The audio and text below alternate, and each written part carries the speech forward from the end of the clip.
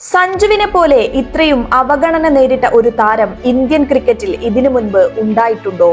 ബംഗ്ലാദേശിനെതിരെയുള്ള Asia കപ്പിലെ super ഫോറിലെ പോരാട്ടം കണ്ടവർ ഇങ്ങനെ ചോദിച്ചാൽ അവരെ കുറ്റം പറയാനൊക്കില്ല.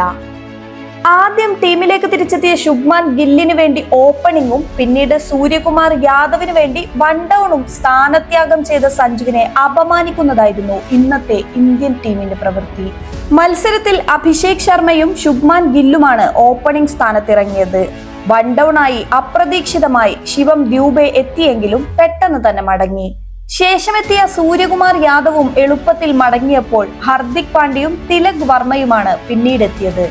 ഇതിൽ തിലക് വർമ്മ പുറത്തായപ്പോൾ ശേഷം അക്ഷർ പട്ടേലും ക്രീസിലെത്തി.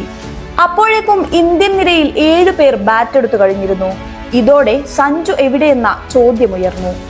മത്സരത്തിൽ സഞ്ജുവിന് പകരമായി എത്തിയ താരങ്ങൾ ആരും തിളങ്ങാത്തതും വിമർശനങ്ങൾക്കിടയാക്കി.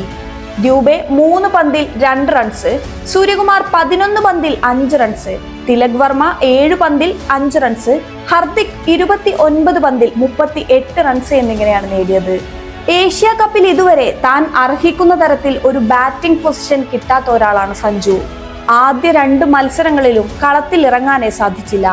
ശേഷം ഒമാനെതിരെയുള്ള മത്സരത്തിൽ വൺ ഡൗൺ ആയി അവസരം ലഭിച്ചപ്പോൾ അർദ്ധ സെഞ്ചുറിയുമായി ടീമിന്റെ ടോപ്പ് സ്കോററും കളിയിലെ താരവുമായി. സൂപ്പർ ഫോറിലേക്ക് വന്നപ്പോൾ വീണ്ടും സഞ്ജുവിന്റെ സ്ഥാനം തെറിച്ചു. പാകിസ്ഥാനെതിരെ 5-മനായി ഇറങ്ങിയ താരത്തിന് വലിയ രീതിയിൽ തിളങ്ങാനായില്ല. ഓപ്പണിംഗിലും വൺ ഡൗണിലും നന്നായി കളിച്ചിരുന്ന സഞ്ജുവിനെ ഈ വിധം താഴേക്കിറക്കി ഇല്ലാതാക്കി കളയുന്നതിന്റെ യുക്തി എത്ര ചിന്തിച്ചിട്ടും മനസ്സിലാകുന്നില്ല.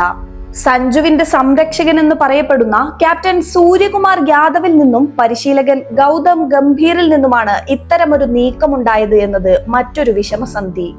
കഴിഞ്ഞ വർഷം ഇതേ ബംഗ്ലാദേശിനെതിരെ 40 പന്തിൽ സെഞ്ചുറി തികച്ചവനാണ് സഞ്ജു. ഇന്ന് ബംഗ്ലാദേശ് നിരയിൽ 2 വിക്കറ്റുമായി മിന്നും പ്രകടനം നടത്തിയ റിഷാദ് ഹുസൈനെ അന്ന് 1 ഓവറിൽ 5 സിക്സർ പറത്തിയിട്ടുണ്ട് സഞ്ജു. ഇതൊക്കെ ആരോട് പറയണമെന്നാവും സഞ്ജുവും ആലോചിക്കുന്നുണ്ടാവുക.